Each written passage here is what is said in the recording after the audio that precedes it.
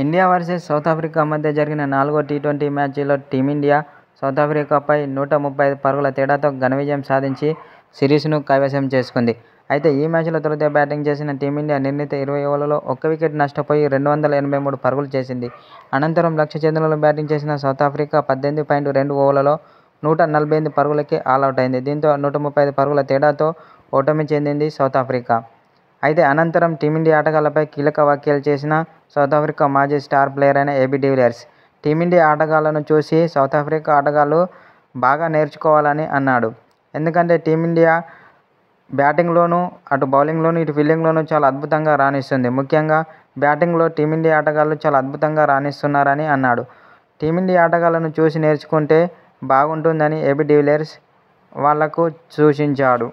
నిన్న జరిగిన 4వ టీ20లో సంజు శాంసన్, తిలక్ వర్మ చాలా అద్భుతమైన సెంచరీలతో రాణించి టీమిండియా భారీ స్కోరు చేయడంలో కీలక పాత్ర పోషించారు. సంజు శాంసన్ 56 బంతుల్లో 109 పరుగులు చేయగా తిలక్ వర్మ 47 బంతుల్లో 120 పరుగులు చేశాడు. అభిషేక్ శర్మ 18 బంతుల్లో 36 పరుగులు చేశారు.